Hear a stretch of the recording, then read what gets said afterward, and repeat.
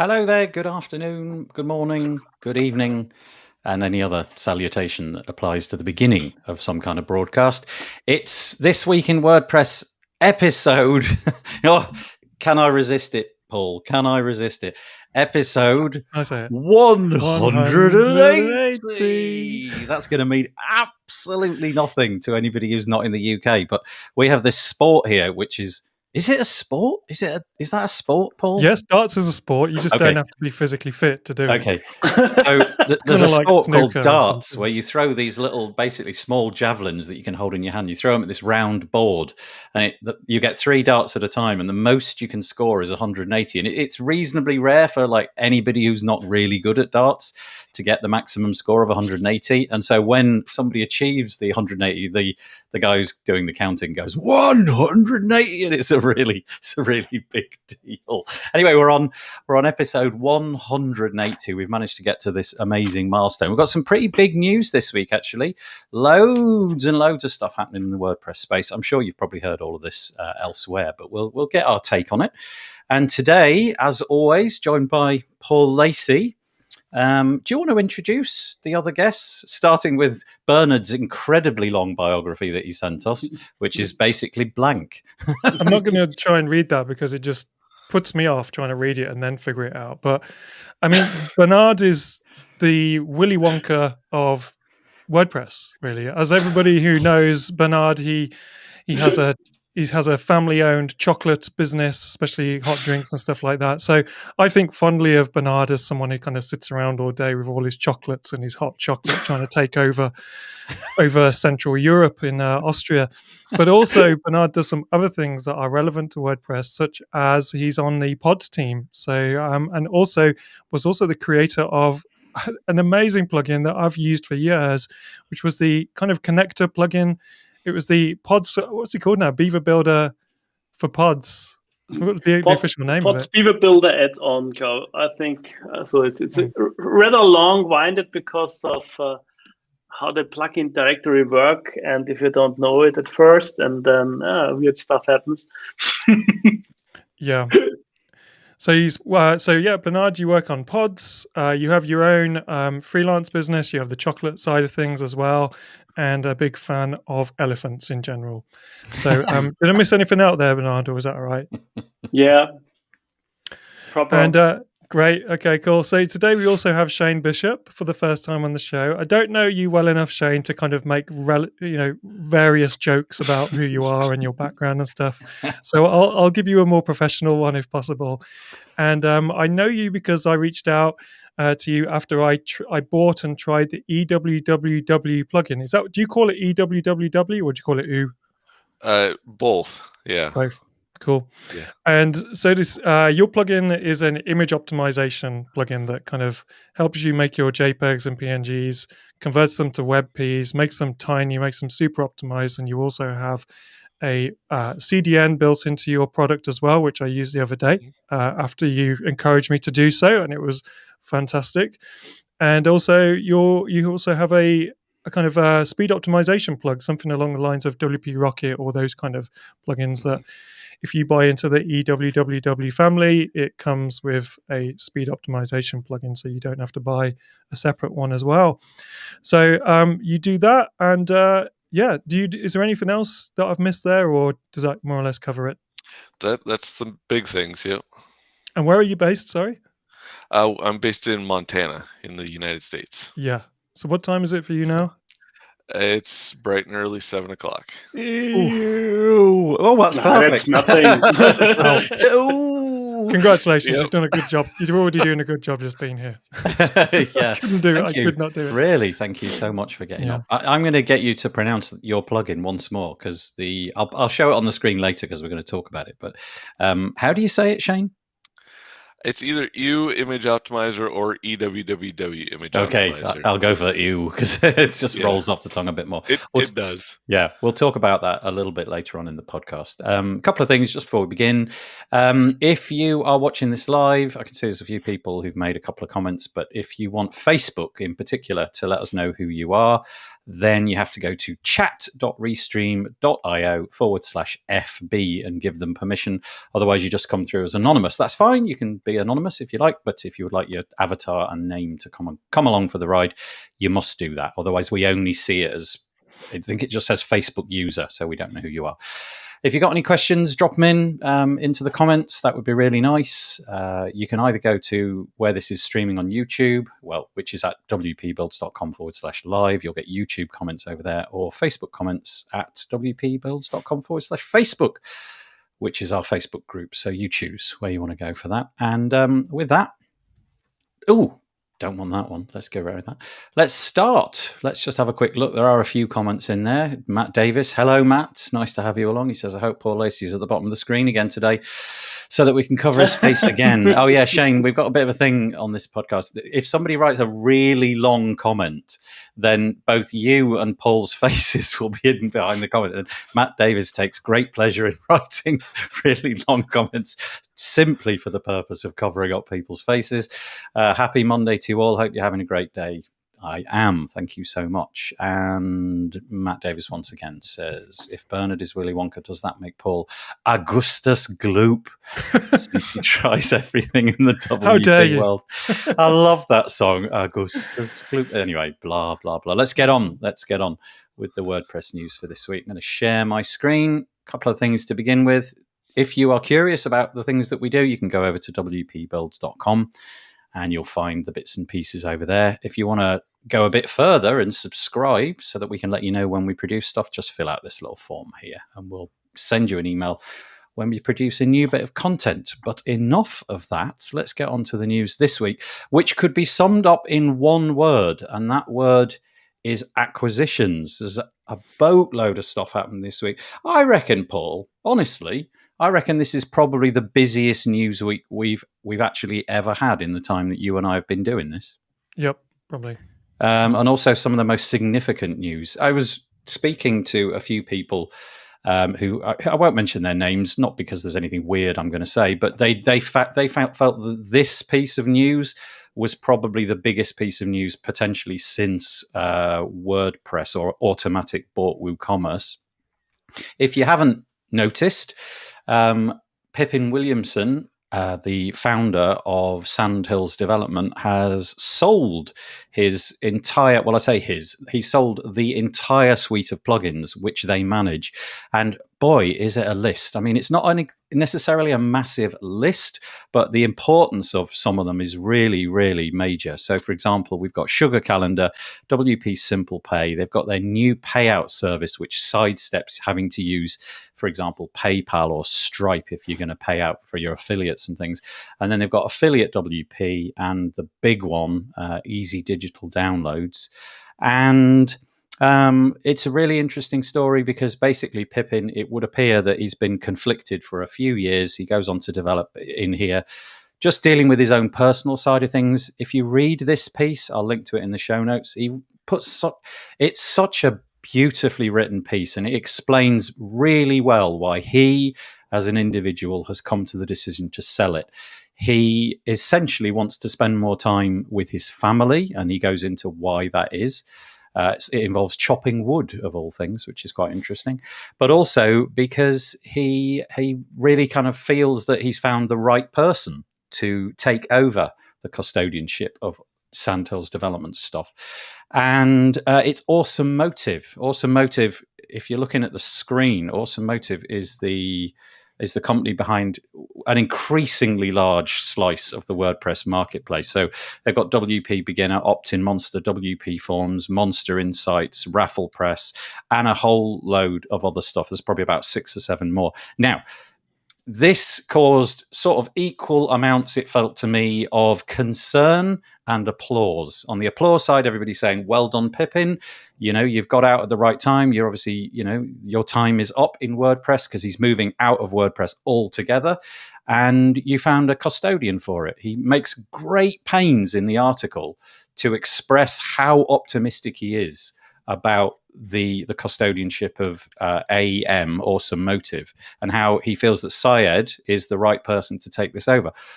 Flip side, quite a lot of people on Twitter and in various other places are slightly concerned because they're worried that Awesome Motive might not be the right place for a plugin such as EDD, but also concerned that it might leak EDD in particular, especially through Stripe, might leak information about who's installing what plugins and how successful some plugins are. And imagine it a bit like the script goes a bit like this. Okay, so over at Amazon.com, because they sell everything to everybody, they can easily figure out what's popular. They can then launch their own rival products under the Amazon Basics brand for things that they know are already going to be successful and undercut. So that's the concern. Does this give Awesome Motive an unfair advantage to see sort of a bit of a backdoor into what's popular in the WordPress space, what's being downloaded, what's being installed, and so on? And after that, I feel like I should shut up because I've spoken for far too long. But I'm gonna pass this one first of all, if you don't mind, to Paul to get his thoughts on this. So there's so many angles to this one. I know we've got a bunch of other acquisitions to cover, but I think this one covers a lot of the why and the how, and brings up a lot of the important things that seem to go hand in hand with an acquisition. And I honestly don't know where to start, other than let's just begin by saying congratulations to Pippin and everything he's done, and good luck to him in what he wants to do moving forward with different kind of ventures. If you do read the post, we can probably come back to this again in a minute, or listen to a couple of interviews he's done. He did one with Corey Miller on Post Status, which I've listened to, and he also did an interview with Matt Medeiros on the Matt Report that were very revealing about how he felt about his company and all that kind of things. In summary, I'll try and summarize. He took a sabbatical after a number of years, not sure whether what he was doing was what he was enjoying. So, where you get into this idea of that you start off, you're a programmer, you're scratching your own itch. And then later on, you need to grow a team, and then you need to worry about insurance and pensions and all this kind of stuff. And things grow and grow. And then 10, 15 years later, he found himself wondering if this was ever part of the plan, or was he just kind of being taken along with the tide, even though he was the CEO and owner of this company. So he took a 3-month sabbatical to go away and think about whether or not, after a bit of a break, would he come back and be full of energy and ready to push this company to the next level? Or would he come back with the feeling that he already had in his gut, which was, I think it's time for me to move on. And he came back after 3 months, and it was the latter, and he decided it was time to move on. He contacted his partner. I think there must be a business partner in Sandales. I don't know too much about the details, to say, or the various partners, to say something along the lines of the end is near, changes are coming. And then went out to his contact book to start trying to find the right fit for this plugin, which is, many people will find it really easy to say, come on, Pippin, so you chose Automotive. That, I don't really know much about any of those companies' proper background, but you do see a lot of backlash on social media about Awesome Motive as a company and a brand and the founder, and obviously bad, that kind of sentiment spreads very quickly and leads to all sorts of conspiracies, whether they're true or not. Similar to the thing you said, Nathan, about, will this mean that Awesome Motive can use EWW? No, they can't. Can they use EDD to? Can they use EDD to kind of almost get a backdoor into insights into the other products, whether or not they're missing opportunities, or whether some of those products look prime for acquisition, those kind of things. So some people are worried about that. As for the team, it's going to be tough for the team, I imagine, because if anyone, probably people don't really know, but the team at Sandhills Development do a 4-day week.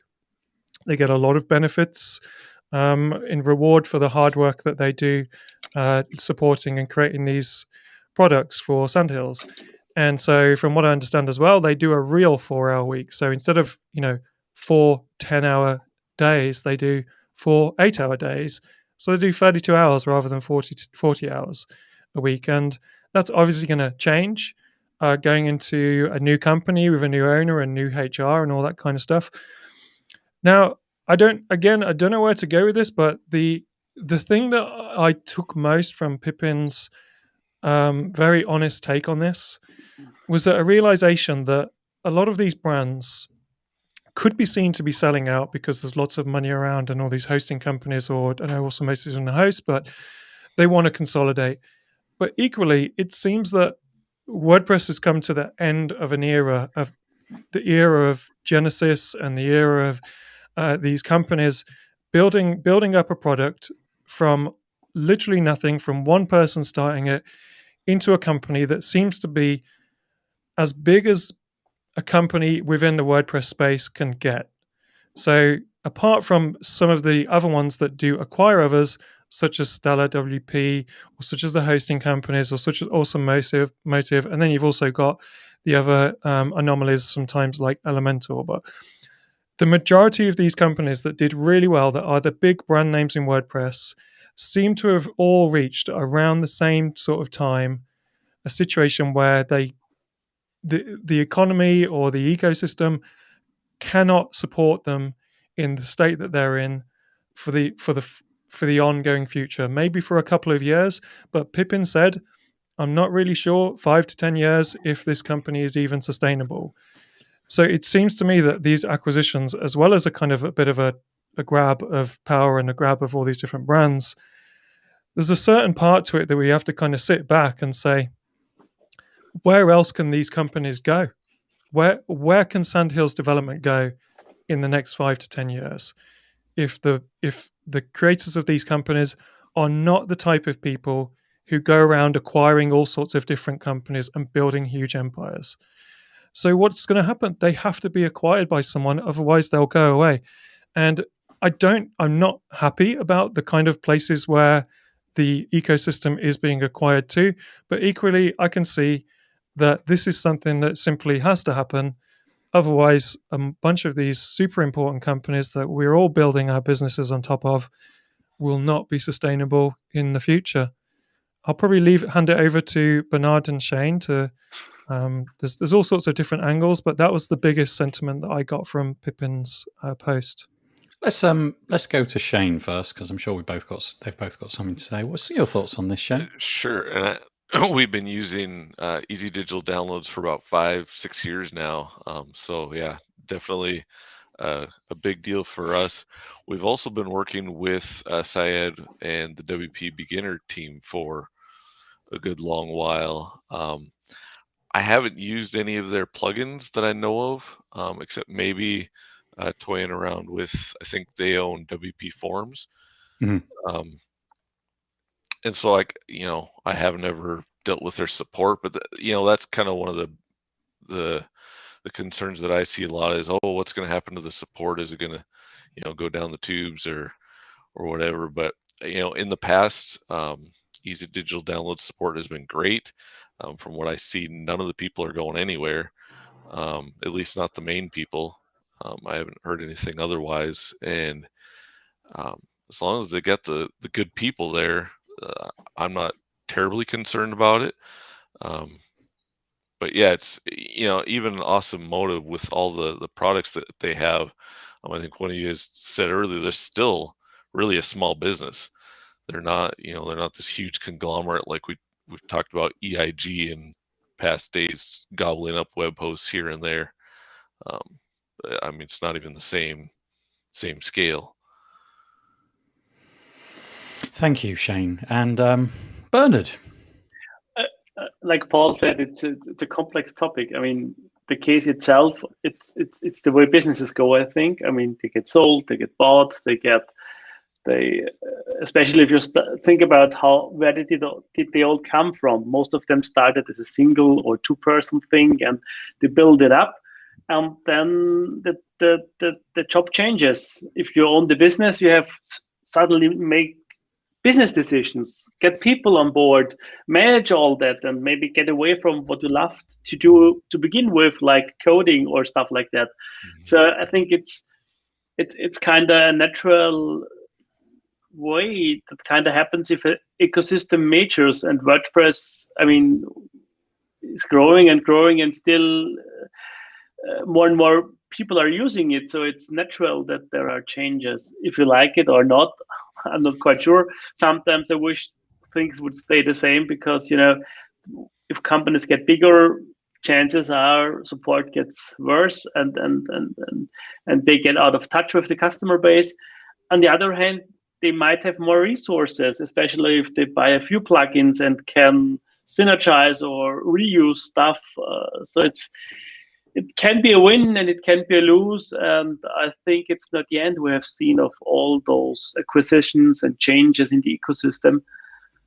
And you never know what happens in the future. So for me, it's a proof that I think, because I'm coming from pods, but you're free and we don't know where you're going. And now we have the example, we don't know where any plugin is going. There can be next year and your major favorite plugin is just gone because no one takes care of it anymore. I think that's a risk we more and more become aware of. And maybe if the companies are larger, they hope they can survive more and longer and get trust of businesses a little bit more. I don't know. We'll come to some other more acquisitions as the podcast goes on, because there's certainly a lot more to talk about that's happened in the last week. But just a couple of things in the context of this. Firstly, a couple of comments that are coming in from Matt. He's saying that he's a big fan of Pippin's and he's happy that Pippin will be able to spend time with his family. And really, it was a life decision. It really was about getting his life back and being able to spend time with his loved ones. So yeah, brilliant. Cameron, hello Cameron. He's not a fan of the acquisition. He says Automotive have wrecked a couple of the previous plugins that they've acquired in the past, and as someone who's spent thousands with Sandhills, he says he's honestly scared about what's going to happen. And then I think this is Chris Hughes. Oh, sorry, Chris, if I've misquoted you. He says, I know everyone says that things will be fine, but Search WP was sold only a month ago, and the price has literally doubled for each plan now. I didn't know that, Chris. That would be concerning, wouldn't it? And there's various other comments around that as well. But I'm going to share the screen one more time and illustrate what Pippin was thinking here. His primary motive was to fulfill 4 criteria, and they were to ensure that his team continues to be taken care of and provided with a place to do amazing work. Obviously, that's important. He's friends with them all. He makes that point. To ensure that the customers are well taken care of and that the products they rely on continue to thrive, to allow me to refocus my attention to the places I'm most passionate about, and to allow me to spend more time with my family without risking the well-being of the business and the team. So that was his intention. He's actually got some real environmental credentials. If you click on the link in the show notes, you can see this article links to some environmental things that he's going to be spending a lot of time doing, particularly around the area of planting trees, which is really interesting. But to give this some context, why did he do this? I want to segue into the next thing I'm going to say in a minute. But first of all, I'm going to quote Pippin. I'm going to quote this entire piece here. Pippin's reasons were as follows for selling. In the last few years, I discovered a truth about myself. I had lost my passion for web and building software products. I used to absolutely adore WordPress and building plugins to extend its power. To extend and power businesses. That passion helped create amazing platforms that have helped tens of thousands of businesses grow, succeed, and thrive on the web. And I'm so immensely proud of that. But when the passion is gone, the drive and motivation to build great things leaks away as well. It has been several years since I last felt truly inspired and motivated to build something in WordPress. So essentially what he's saying is he's kind of, this isn't just about him getting a home run in terms of the economics of it all. He really is genuinely thinking, I don't want to do software anymore. I've had enough of talking about WordPress, thinking about WordPress. I really want to pivot my life. And on that bombshell, Lacey, it's over to you. Yeah. So, well, the thing about what he said there, though, is that there's probably never a better time to reevaluate what you're doing if you are in the WordPress space, for instance. So whether you're a plugin company or an agency or freelancer or podcaster or whatever it is that you're doing, we've had the pandemic that has changed the general environment of what everyday life looks like for the foreseeable future. And then we have a situation in WordPress where everything is going through such huge change. So the ownership of the big brands is moving. How those brands are deployed will be different. So we'll see, hosting companies pulling together kind of managed packages of WordPress, almost like their own flavor of WordPress, which will be potentially really good for end users who, not everybody is like us and can install WordPress and know which plugins are the best and stuff like that. The majority of people I come across who aren't nerds like us get completely lost in WordPress and they have all sorts of problems. So I think it will be really good for end users that there will be these kind of packaged up versions of WordPress. But then you kind of also have to kind of look at where you are and say, is that what's interesting to me these days, or is that a opportunity? Is that a threat to the kind of things that I do? So I think that there will be tons of opportunities for people to do new flavors of the kind of business that they do. There'll also be people who find that they suddenly have a competition with a multi-billion-dollar company that can outprice them and outmaneuver them in any way any ideas that they come up with like that. Now, the segue that Nathan is talking about is because Nathan and I have been talking for months and months about, we talk all the time. We're really good friends. We just went on holiday together, with some of the guys from Big Orange Heart, and we had a great time. And from time to time, we stop talking about silly things and we have some grown-up conversations. It's very rare, but it does occasionally happen. Usually when we're hungover and can't think of anything funny to say. And we talked a lot recently, and I resonate with Pippin right now. So I resonate that everything is kind of changing. I've already been in a boy band, thanks, Chris. I don't know if you know Ronan Keating. That was my old name, and so a lot of things changed for me in the last year. I shut down my business in January, and Pippin mentioned something like this in his podcast with Matt Medeiros. He was saying, when you have a business, at some point you realize your business is going to end in one of three ways. I think he said three ways. He did, Either one, it's going to get acquired and you'll move on. Number two, you'll pass it on to your children or something along those lines, which I think was one of the ones that he said. Which, Bernhard, that might be something, you've got family business, so that kind of, you have a kind of family business sort of situation. Or number three, at some point that business will take a dive, which might be slow or might be sudden or might be a combination of the two. And I was listening to that thinking, that happened to me back in kind of, November time last year after COVID and lots of other different things. I realized that my business was taking a dive and I'd had to make a decision to bring it to a stop. It was a really good decision.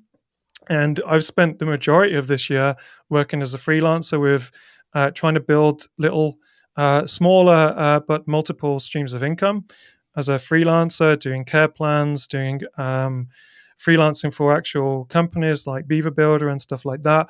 And then also had other side projects that have had varying types of success. I started another podcast show earlier this year, which we decided not to carry on with it. This was a different show altogether than this. But we had it monetized and it could have been a good source of income, but decided to shut that one down. And so I got to the point at some point this year where I was kind of seeing the community and wondering where my place is in this community these days. And I know I have a place in this community, but I was kind of confused about with all the acquisitions, the move with Gutenberg and stuff, plus my business shutting down, and then looking forward to what am I actually doing? What do I want out of life? And then me and Nathan have some grown-up conversations, like I say. And then Nathan said to me, well, here's the thing, Paul. Multiple violations of the code of conduct, so you're fired. That's that was what it. happened. Yeah. He fired me, and he said, will you come back on for a few more shows? No, it's not actually true. There's but the truth of the matter is I am leaving my role as co-host of WP Builds This Week in WordPress, so that I can focus on some new projects and bring back restart a business with my wife and just explore this whole multiple streams of income, and streams of income that are completely different than what I used to do. What I used to do was full on stress every day, every weekend, can't go on holiday without worrying about it. And in the last 9 months or so, I've managed to pretty much take it easy and chill quite a lot, play a bit of Xbox during the day, get all the work I need to get done. And it's made me realize I need to double down on that and then see where I live within this whole WordPress community. So I'll be back coming on, unfortunately. I'll be unfortunately for the listeners coming back from time to time as a panel guest. And I'm really looking forward to that. And I'm looking forward to coming into the comments. And I'd really like to say thank you, Nathan, for having me. It's been over 2 years now. So it's been, God, 180. And what I'm really proud of is that we took a show that was mediocre at best, and we made it so much worse. We've made it. We've now brought it up to slightly below average. Yes. I really feel that we've done well. And I'm really proud of that. Proud of that. Yeah. But no, honestly, Nathan, it was diabolically bad when I just ran it by myself, and now it is just slightly better than diabolically bad. I don't know if you saw this, Paul. I've put the hashtag up there, #Lacey, #betrayal. It's true. It's a total betrayal. No, I would just like to say, Paul and I have been talking about this for ages, and he just wants time back to do other things, and and we had a long chat, and I am so pleased that you've joined us for, I don't know, over 100 episodes or whatever it might be. It started way back. So a couple of years ago, it started that you were just coming on as a guest, and then I gave you my booking link and you just filled it up. It was like 12 weeks all in a row. It's like, Lacey, he's on every week. And then in the end, it was just, why don't you just do it every week? And he offered, I accepted, and we've been going strong ever since then. And I've really enjoyed having you on each and every week. What I've decided to do is I've made a human-sized cardboard cutout of yourself, and I've got like this mouth that I can move from. I sort of hold it here, and I can move the mouth up and down. And so it'd probably be better. Yeah. Well, yes. Yeah. Well, I've got your voice in Descript, so I'm gonna, I'm just gonna fake the AI voice and put you on a different screen and move your mouth up and down, and so nobody will ever know if we just delete this episode. Nobody will ever know. But honestly, mate. It has been an absolute pleasure. I've enjoyed every single minute of it, and kind of nicely culminated the other weekend when you guys came up to my house and spent some time with me. And so anybody who thinks that Paul is leaving because he doesn't like me, that's mostly true. That's mostly true. But we needed a cover story. After visiting you in meeting you in your house, maybe he finally realized, oh my God. That was the final straw. That's right. It's like so. No, I can't bear it anymore. Yeah. Well, it's really, Paul, I don't want to make you weep or anything, and you know how I'm feeling at the minute. We won't go into that. I appreciate it ever so much, and I will hopefully next time I see you make good in some way, shape, or form that might involve a beer or something like that. But thank you. And there's a few comments incoming like that. Vito Peleg saying, good luck, man. Matt saying he's sad to see you leave as a co-host. The only person to replace you is Barry Chuckle. UK joke. Don't even go there. Sad but happy for Paul. Thanks, Chris. Peter saying happy for you, a bit sad. Nathan and Paul are such a great team. Yeah, what am I going to do? Honestly, it's going to have to be the cardboard cutout. We'll be collaborating all over the place. That's that's the thing. How can there be a This Week in WordPress without Paul? I don't know who wrote that. Oh, it's Max. Thank you, Max. But yeah, Paul's going to come on every period of time, not as often as he does at the minute, obviously, but he's going to continue to come in once in a while and carry on. So we've been sitting on that one for a while, and I'm slightly tearful, I have to say. Thank you. Can I say one more thing, actually? Yeah. So also thank you to all the audience who's been there over the last couple of years. I mean, we've the one thing over the last 2 years that has been amazing is that I've not felt lonely at all. Every week we come here and we've got the comments and we're all interacting. I'm meeting new people. Today I've met Shane and Bernhard. You and I are good friends now, and Nathan and I, you and I, are arch enemies. Sorry, I mean good friends. Yeah.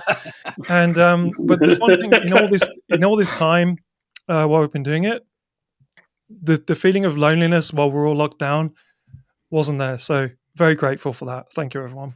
Yeah, that's okay. You're most welcome. We wanted to get that out of the way in case there is a chance still that Paul might have to leave at some point during this particular show. So I just wanted to get that out of the way. Only for dog barks.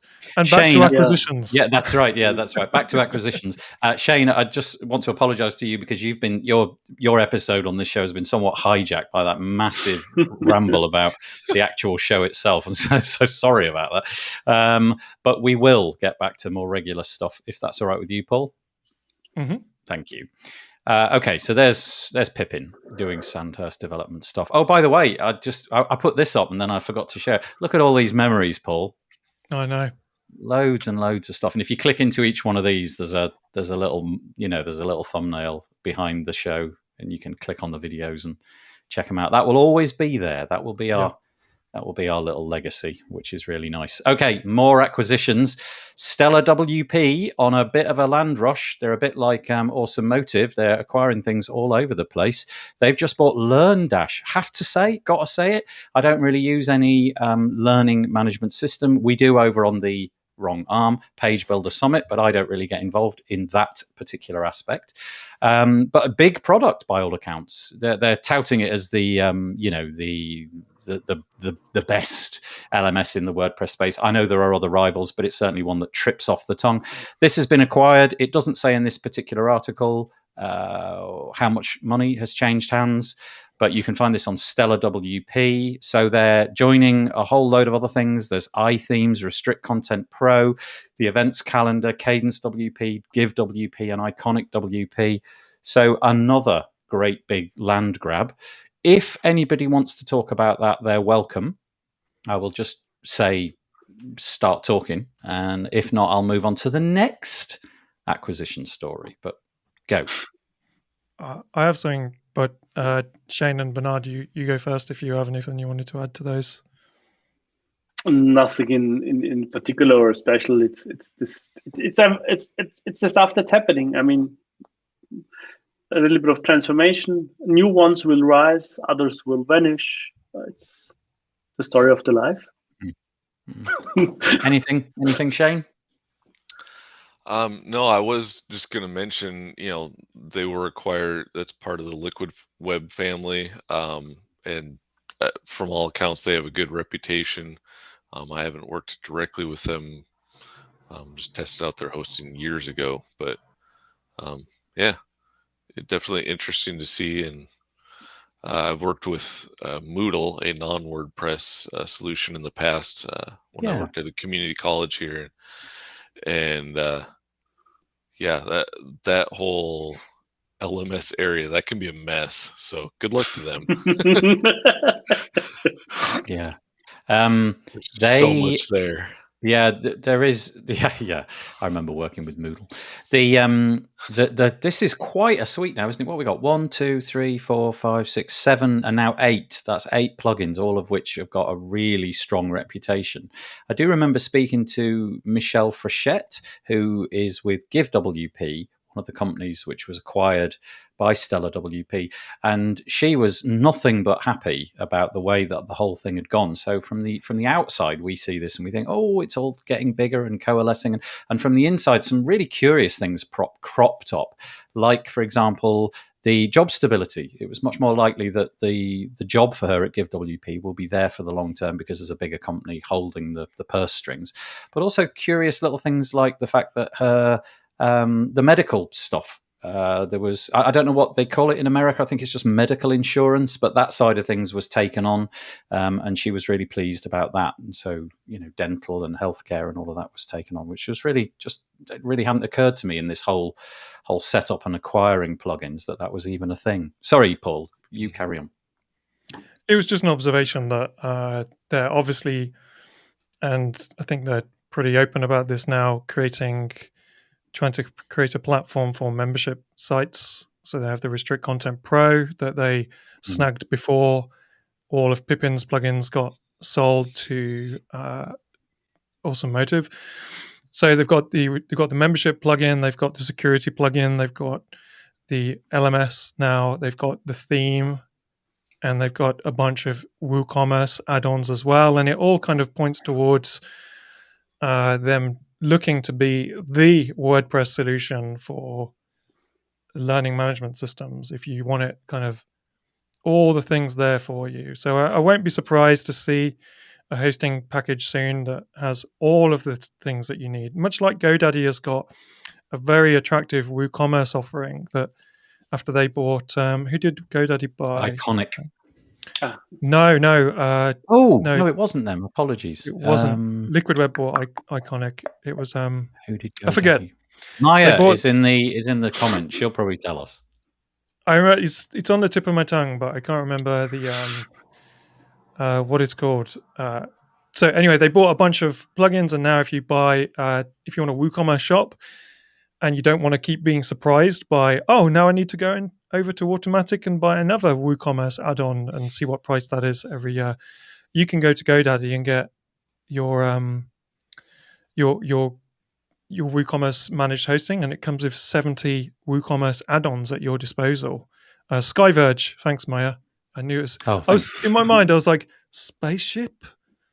And I knew something to do with the sky, and Skyverge.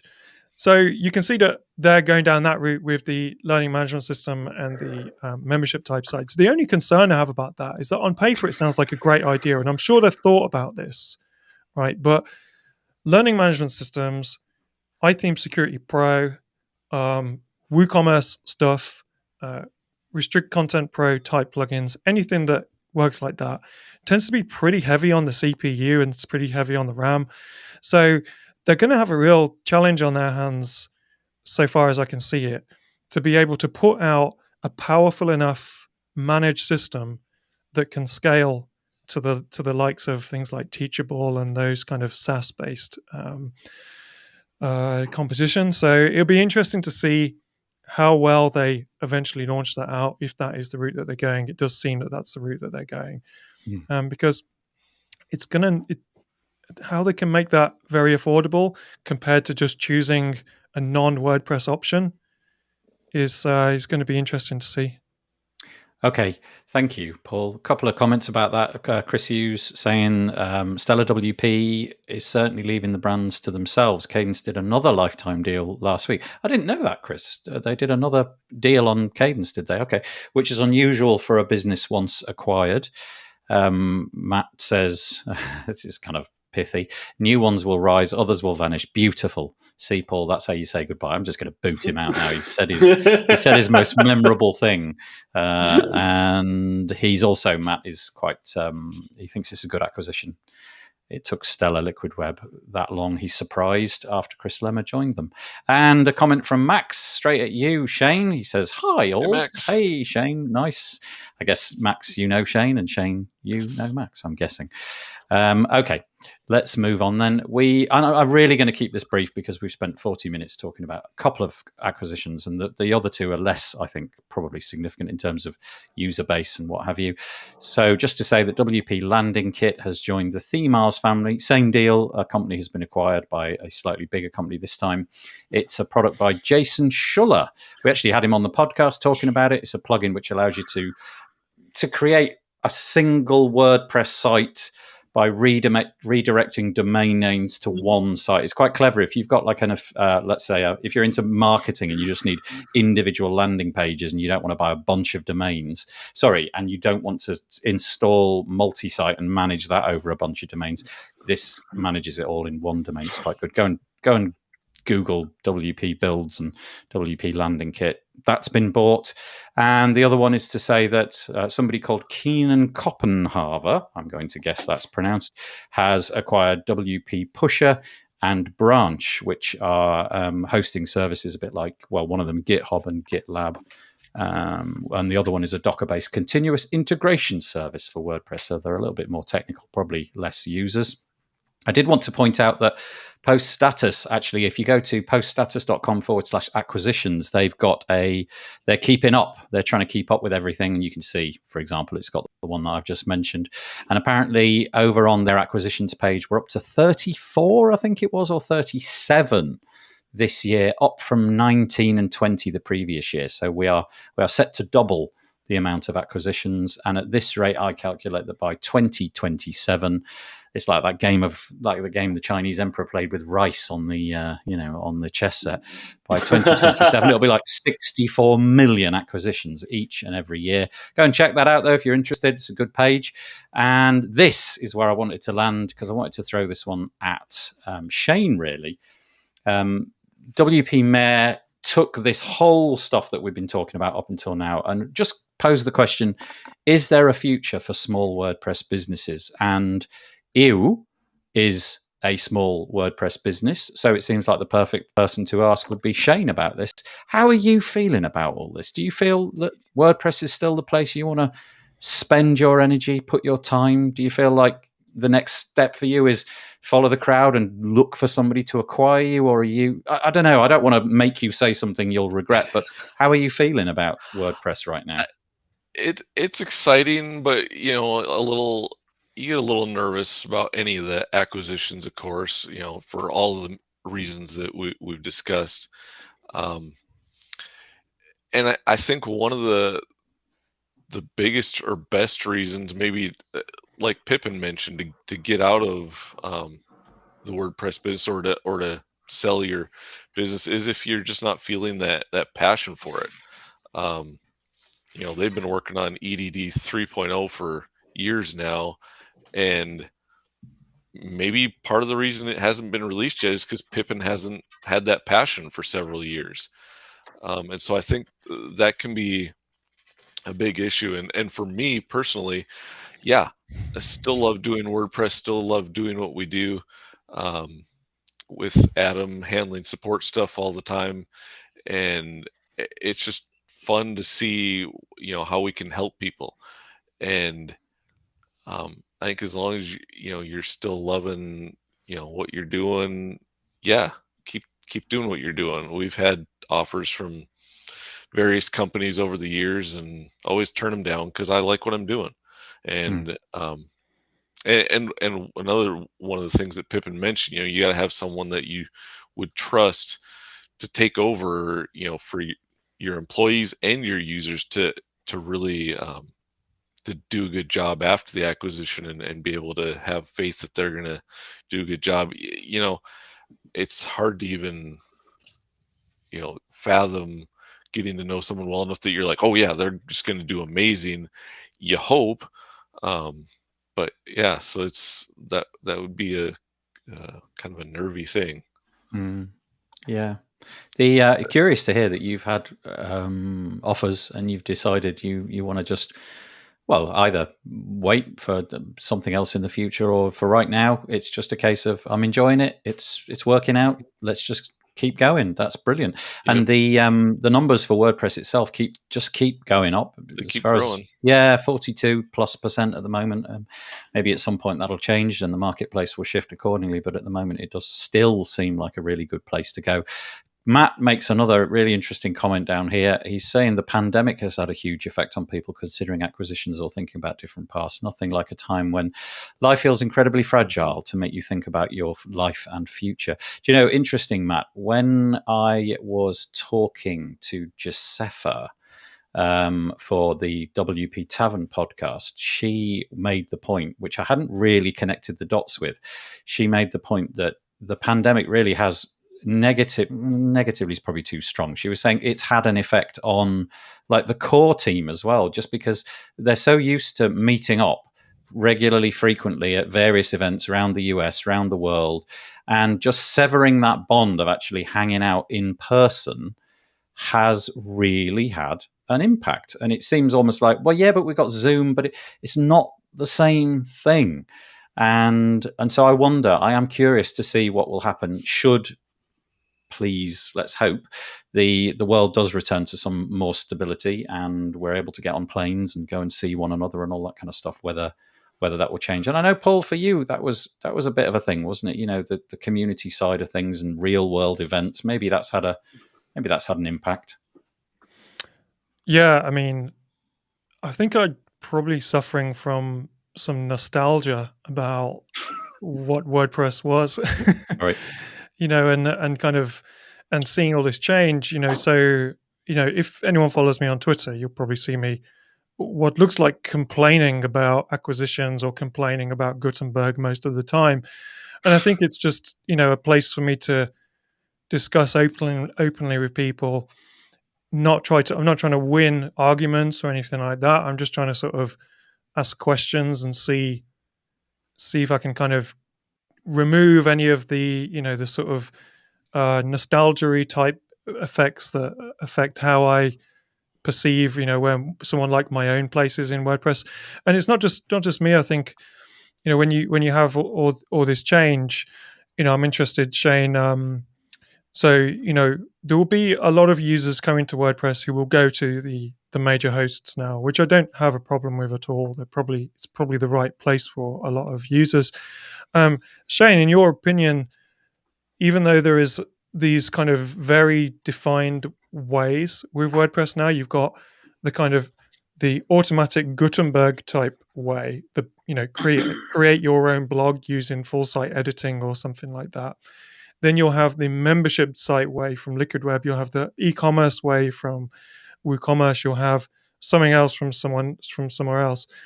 Do you think, Shane, that WordPress is still big enough and still has enough creativity for people to just find their own path? So if they want to go down this route and ignore all that stuff, there's still going to be super good opportunities, both for people who are end users like me and the creators of these products like you, because I used to really enjoy looking at all these amazing tools getting developed and created. So the first time there was an LMS in WordPress, it probably wasn't very good. And now the LMS in WordPress is brilliant. And the first time we had image optimization in WordPress, it was PHP Thumb. And now we've got OO, you know, and other things like that. And I loved that. I've always loved that sort of development of products and services that people like me can use, or people I know can use, and wanting to sort of back those products. And I think what I'm hoping is that what WordPress looks like in a year or two still has tons of room for companies like you, companies like new theme shops and stuff like that to start up, to find niches and to find end users that will part with their hard-earned money to get their solutions they need. What, Shane, do you feel buoyant about the future? Do you feel confident about everything with all this change, or do you feel any level of threat at all? Yeah, I think there's definitely a ton of potential. You know, one of the things you mentioned is the market share of WordPress keeps growing. So even though, you know, there's these really big products that seem to hog a huge share of the market, you've got a bigger pie all the time, you know, for smaller companies to get in there, get their foot in the door and start making a difference. If you can find a way to help people, make their life easier, make what they're doing easier, simpler, better, yeah, there's room for you at the table, I think. That's good to hear. I mean, the best example for it's like form plugins. A few years back, there was Gravity Forms, and I don't know, not much else. I mean, yes, you had always this Contact Form 7 stuff like, and now we have so many form plugins. I can't even remember all of them, I think. So it's changing. People are getting maybe different kind of plugins or more specialized ones, or finding their niche and then getting acquired. Or maybe sometimes it's a good idea to combine several smaller plugins to get a suite of plugins, because then they work well together and you don't need to think about integration and how to do the work together and stuff like that. So I think it's time or I'll try to see the things as a possible benefit for the future, because in the end we can't change it anyway, and so let's hope for the best and forget the rest. Your comments are being sorry. Carry on, Bernhard. I apologize.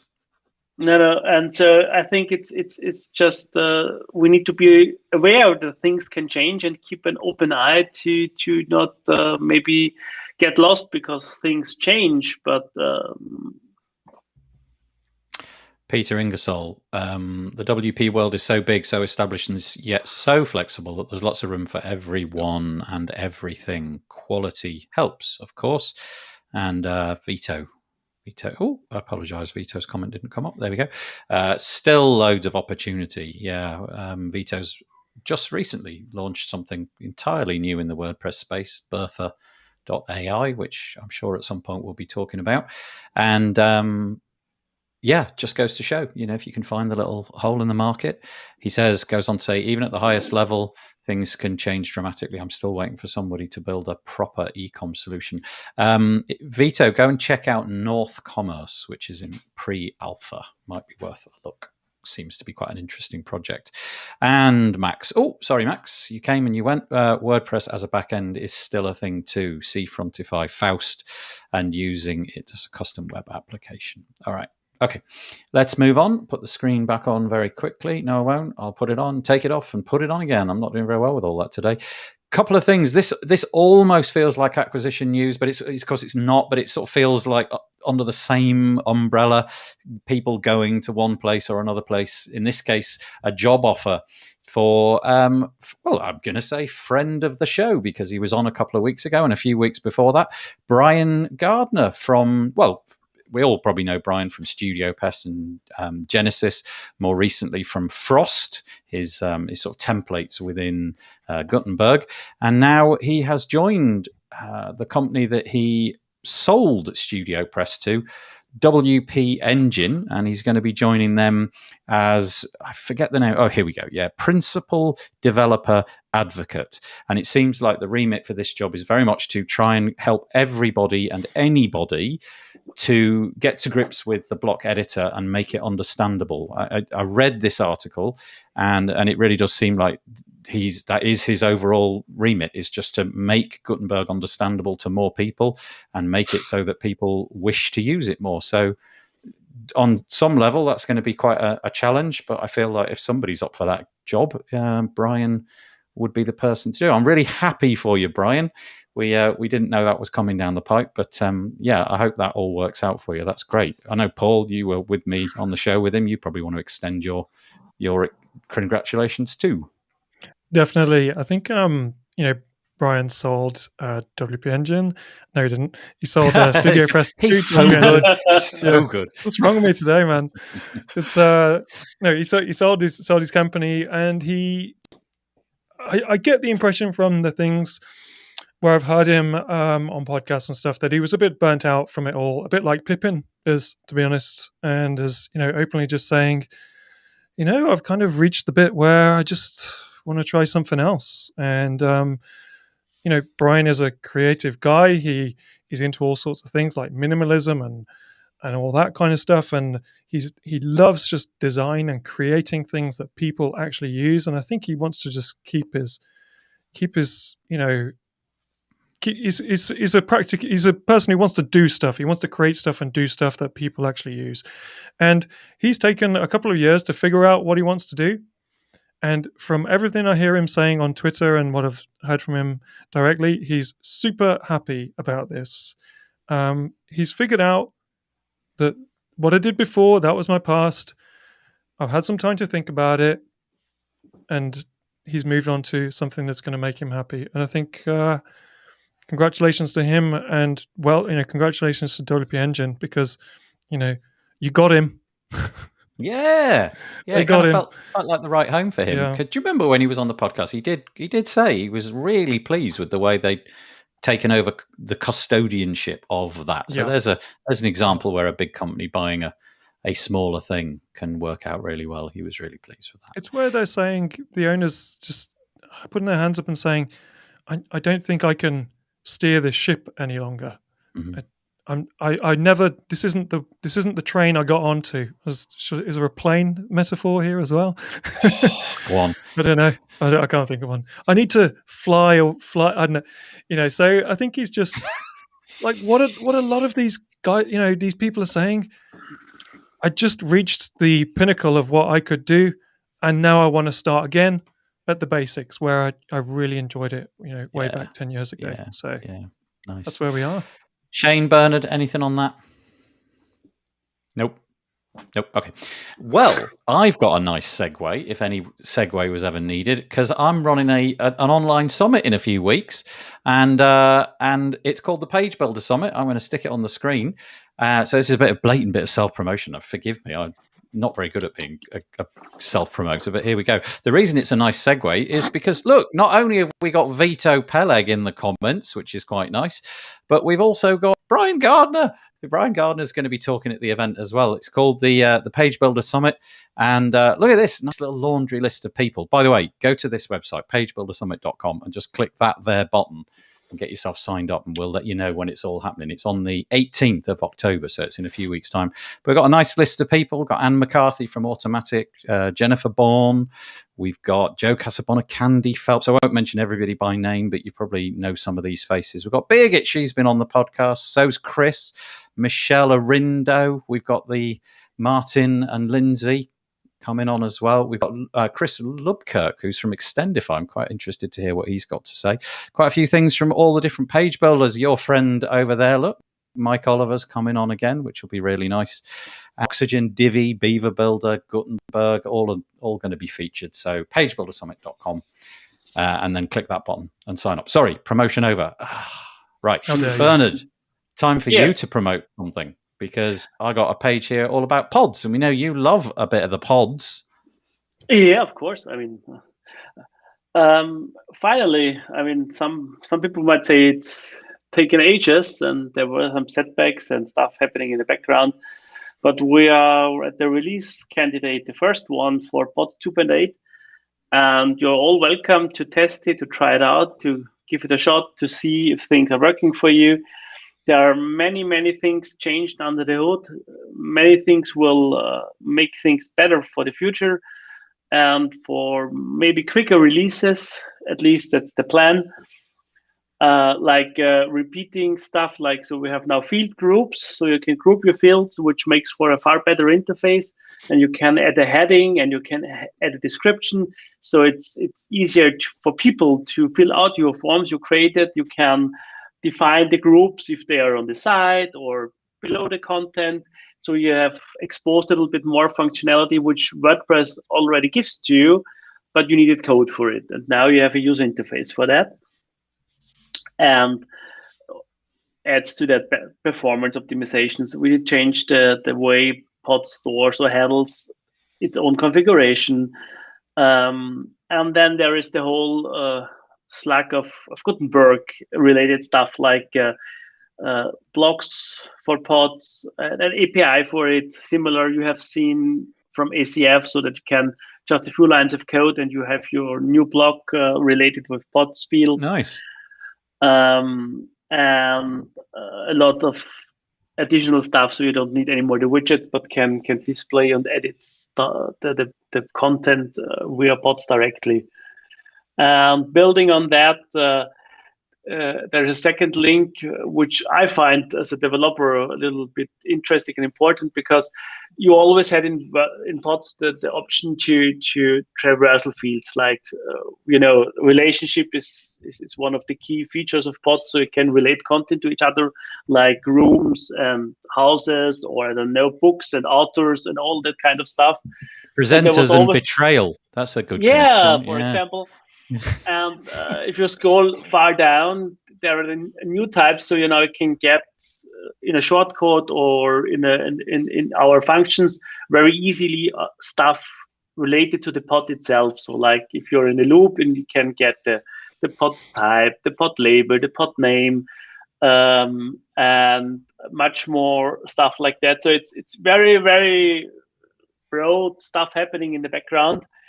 Like if you have, I don't know, if you need the field name because you want to display a bunch of fields and name and content, you can now grab that field name. You can even do a little bit more of abstraction. Like if you have want to display different fields with the same template from pods, then you can just add the field name and the label and be done with it, and don't need to touch it anymore for a different pod. So it's great if you are into that kind of stuff. So I can go on and on and on and on. But Scott showed it off on maybe water cooler.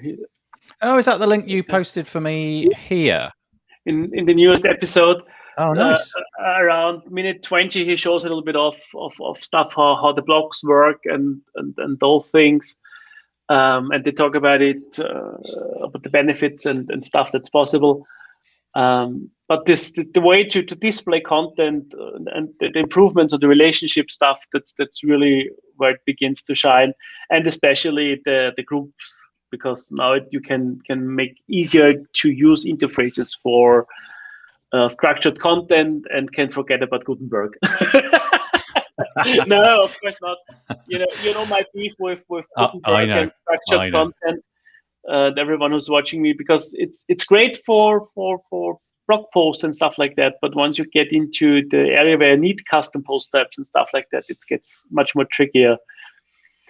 All of that is exposed, of course, via the REST API, so you can even use it in a headless way if you need to grab your content and display it in whatever way you want to. So it's like helping to build those like structured content database type sites. I mean, for me, it's always on almost any site you can use stuff like that. You have a team site for your team members. Go build a custom post type. You have the name, the location. Then you get a second location, and then you get a relationship to a location, and then you can say, okay, those people work here and the others over there, and then you can traversal all that stuff. And it always a category or taxonomy fits those kind of relationships. And you can go 3 or 4 levels deep, or like I built a site for small actors. They make 1 play a year. And now we have the opportunity. They can add a new play, then add the authors, then the cast. But they can add the cast in a way it's like in between. You can say, okay, this person has that role, and it's just clicking those relationships together, and it's very easy for them to use. And you have a very dynamic view, but because you can go in and say, okay, oh, that's the people, and what did he play last year, and so, and especially if they are just doing it for fun and for like, because it's 1 play in a year and it's not, it doesn't get paid for it. But if you see yourself on the side, like, oh, look, last year was that, and the year before. I think that's sometimes missing on sites. People think about the content structure behind it. That's great. There was so much to pack into there, wasn't there? Is it suggested go to episode 398 of WP Water Cooler and check out Scott? You can always tell it's Scott because there's loads of musical instruments in the background. Yeah, yeah. And he's really working hard to get pods moving forward. Lots of private time going into it because he most of the time he isn't paid for. He pays others to work on pods. Mm-hmm. And relies on people like me and Paul and others, and not sure Nathan to donate to pods, so friends of pods, to get that in here too in a quick short. Yeah, go to Friends of Pods, Google Friends of Pods, and give them loads of cash so that it continues to be maintained. I do want to give Shane a chance, if that's all right, because we brought him on here and he's had to listen to us droning on about all sorts of things, and I think it's time. it's time, Shane, that we let you discuss exactly what EU is. You can do this in whatever way you want, but I'm just thinking, let's make the assumption that most people know kind of what an image optimization plugin does. Tell us about what yours does differently or better, or something that you're proud of, something like that. Sure. So the image optimizer, first and foremost, we started out with image optimization, as the name would suggest. Been doing this for 9 years now, since before WP Smush got bought out by WP MooDev, another merger. Excuse me. And yeah, really been working to make it a full one-stop shop for image optimization needs, doing lazy load, doing compression, doing automatic scalings to make sure the dimensions of the image fit where they belong, instead of being poster sized inside of a little thumbnail box. And then with WebP, that's been huge. The savings that we see, even on top of our best compression. I was looking at it the other day, and it kind of shocked me how much WebP still can save above and beyond. I mean, it's like 40% or so. It's just incredible. And so there's just a whole lot of stuff that you can do even for free. There's a crap ton of stuff you can do to make your site faster, and we're adding new stuff all the time. AVIF, the new file format, is on the horizon, so looking forward to getting our hands dirty with that. And then last year we launched, as Paul mentioned, we launched our Swiss performance plugin, not necessarily to compete directly with WP Rocket, but for us it replaces WP Rocket and also adds more functionality, similar to if people have used Asset Cleanup or Asset Cleanup Pro, where you can disable certain JavaScript or CSS files on different pages or on the entire site, or on all the pages except a couple. Like if you got a contact form plugin, you might say, oh, I don't need those scripts except for right here on my contact page, of course. So it does all that stuff with JavaScript, CSS, fonts, page caching, of course, because that's just huge. Everyone should have a page cache, whether it's a plugin or server-based. And so, yeah, we're really now trying to make it so that it's got everything you need for site performance. And we've got critical CSS.com integration coming soon, and probably other stuff that I'm forgetting, but there's always something new to work on, and it's exciting. I did not know that you'd have been around for 9 years. Yeah, that's incredible. If you go to EU.io, let me spell it, make it easier for you. So EWWW. That's clever. I've just 3 W's, like the World Wide Web. EU.io, EWWW.io. You'll be able to see this, and the pricing starting at $7 a month. And is the Swiss performance thing that you were just mentioning, is that part of EU, or is that an additional extra thing, or is that just all rolled up? It's a separate plugin, okay. But when you buy, the $7 plan or whichever, that's included. Oh, okay. So separate plugins. So you're separating out the features and putting them in different plugins, which I always like. Okay, and yeah, you can see if you're watching the screen, $7 a month starts out as, and goes up to, that looks like one site, 10 sites, $15 a month, and Infinite, which gets you unlimited up to 800 gigabytes of bandwidth, is $25. Boy, you are reasonable pricing.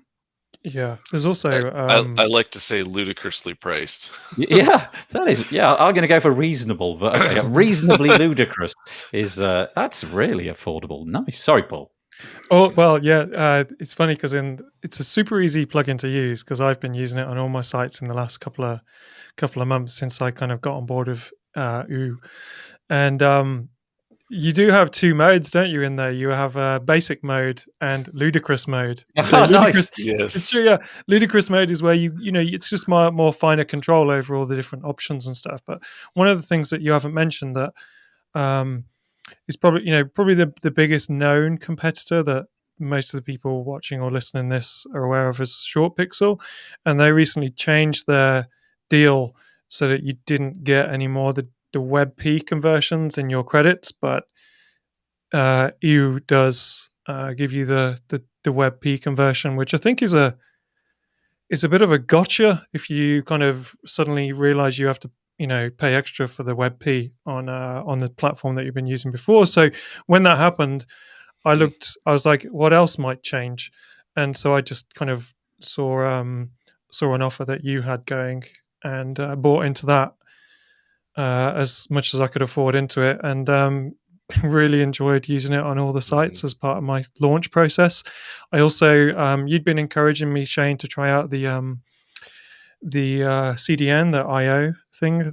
Was it called Easy IO? Easy IO, which is you just turn it on and then it starts working in a couple of minutes. And I saw some of my scores improve on some of the sites, push them over into the really good scores on the mobile as well, and a couple of the ones where I was struggling a little bit more when there was a lot of stuff going on, lots of images and everything. So I'm really pleased. Jumped on. I'm really pleased that I got to meet you, Shane, as well. I've got a quick question for Bernhard before we forget as well. But is Easy.io? Is Easy.io? Can somebody spell that for me? How do I find that? Just easy. As in the word easy. It's part of the EWWW thing. So basically, it's part of the plugin. Yeah, it's built in. Yeah. Okay. Right. Sorry, I was looking for technically there is a separate plugin, but that's kind of our beta testing fast track deal. Can I ask, Shane? Do you, by any chance, enjoy the film Spaceballs? Yes, I do. Ludicrous mode. Is that where that's ludicrous and plaid? Yeah, ludicrous speed. Yeah, that was a good film. I remember watching that as a kid. It was one of those at a certain age, it was the funniest thing possible. I don't know how well it's aged. Whether I'd still find it funny. But you got some raving fan in Max down here. Look at this. He's not only does he like pods, which he's raving about, Bernhard. Entity relationship models and so on, but he's also saying that you has got Swiss performance, and JPEG XL is also coming, which is even more efficient. It's all on Bonnie CDN, and he finally tops it off with this nice comment: "You is a hidden gem. Go check it out." And of course, you can. The URL that I was showing just a minute ago is ewww.io, and go and pick yourself up a license and make Shane drink more coffee. Mm-hmm. Do you know Elon Musk's favorite film is Spaceballs? Is it? And look how successful he's become. Yeah. That's all you need. That's what I've got to look forward to. Gotta watch juvenile humor. It is really. You can't just remember that massive helmet. The little guy with who was the guy that played Dark Helmet? It's the guy from Honey, I Shrunk the Kids. Isn't it? But what's his name? Yeah. Rick Moranis. Rick Moranis. Yep. Rick Moranis. That was it. Great film. Okay. Right. We probably should move on because we've got about 6 minutes left, and I just want to ask a quick question to Bernhard? Oh yes. Sorry.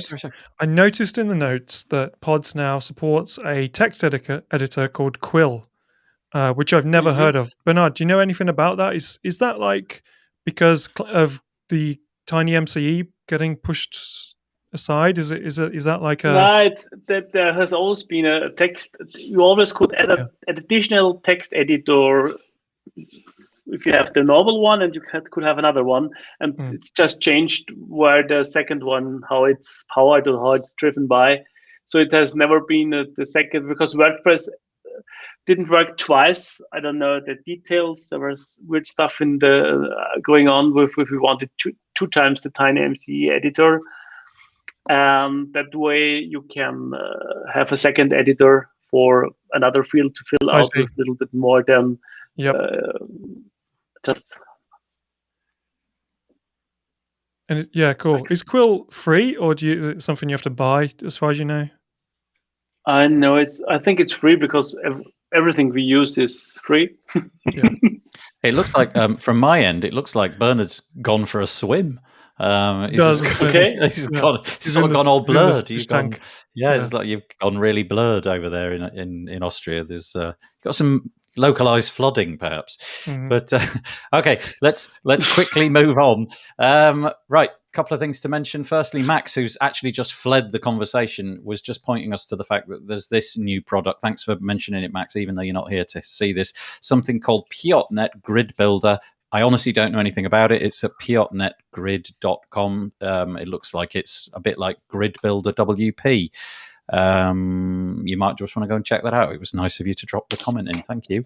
Also, I just quickly wanted to mention that friend of the podcast, he's been on several times, Shahajan, or let's just call him Jewel because he prefers to use that, and his company, who are behind such products as Fluent Forms and Fluent SNTP.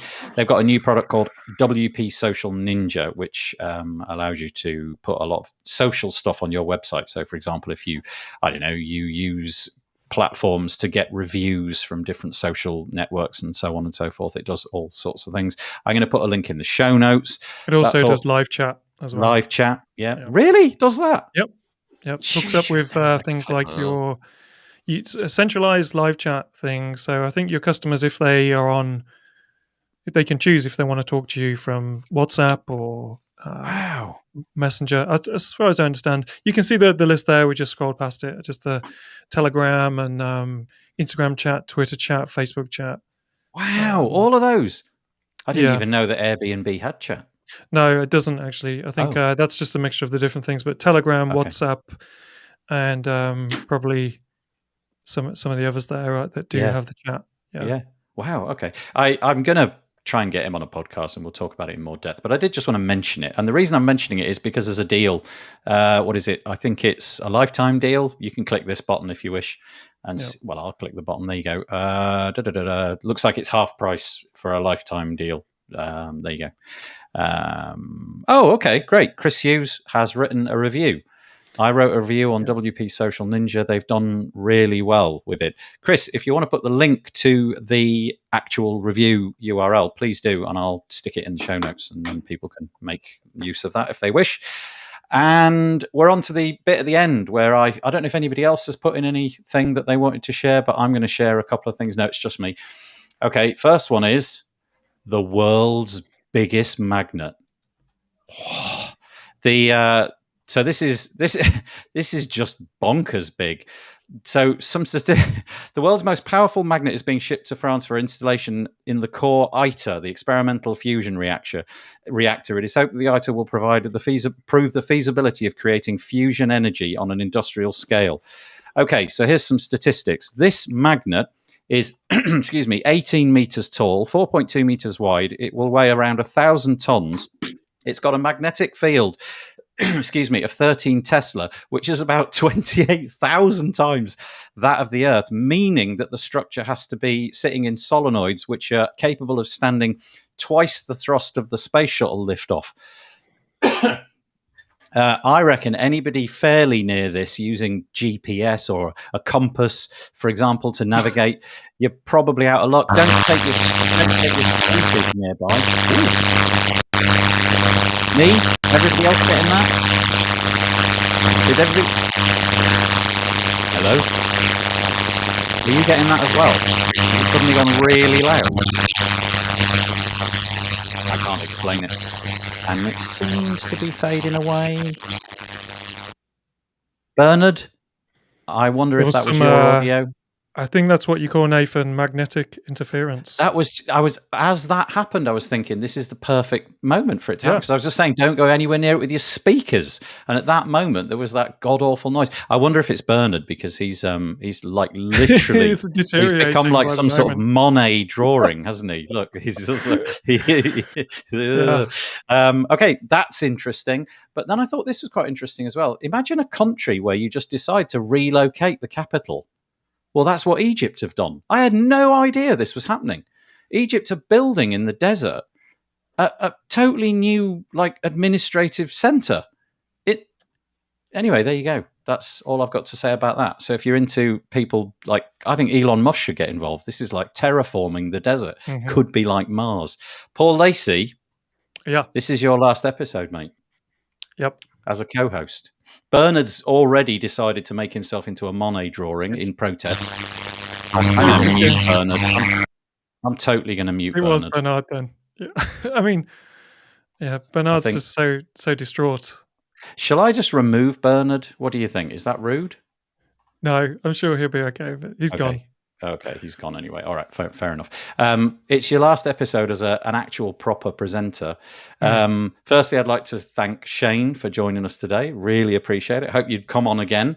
You never know. You, like Paul Lacey, could be ensnared and 2 years later realise that you've wasted 104 weeks of your life doing a show such as this. But so thanks to Shane. Really appreciate that. And Paul, really, really, really, really, really, really sick and tired of you. I am so glad you too. Get that lost. This relationship has come to an end. No, rewind. Say all those reallys again. Only this time add very grateful. I'm welling up a bit, actually. And Bernard's trying to get back into the conversation. Shall I allow it? Yeah, there he is. Look. Just at the end. So, angle. Paul, I am enormously grateful for all of your kindness and support and help over the last couple of years. It's been amazing. Thank you so much. Well, can I say one last thing? I'm kicking Bernard out. With that lovely comment, Nathan, you've ruined my, well, do you want to see the smallest magnet in the world joke? Oh, go on. Yes. Well, I was just going to hold my finger up to the camera and you obviously can't see it, but you've ruined it with that stupid sentimental speech you just made there. So, I don't really want to end this one because I don't want you to go, but I realise you've got bigger and better things to do, things to do on the Monday. Well, you've got other things to do. We are, Bernard, just so that you know, your audio was just deafening us. There was something horrible going on with your audio. So I've made the executive decision to kick you out, but you're welcome back at any point. Shane, exactly the same for you. I'd love you to have back on, but for now, Paul, farewell, mate. We'll probably have you back in about 4 weeks or so. I'll see you on Thursday. Oh yeah, we're doing a thing on Thursday, aren't we? Yeah, we're doing the WordPress London meetup together. So all right, well, it's not that big. We're joined with Anne McCarthy for the London WordPress meetup to talk about what each of us think about full site editing, which should be interesting because I think we've all got a completely different opinion on that. Yeah, we do. Yeah. So I'll see you Thursday. But before then, I don't know if you can give us a wave, Shane. We have this thing where we have to wave. Paul, come on, one more time. Oh, yeah, sorry, I forgot. Yeah, no, that's fine, because I've got it now. And I'm going to end it at that point and say, thank you very much. Paul, we'll see you on Thursday. And then after that, I'm sure. Take it easy, guys.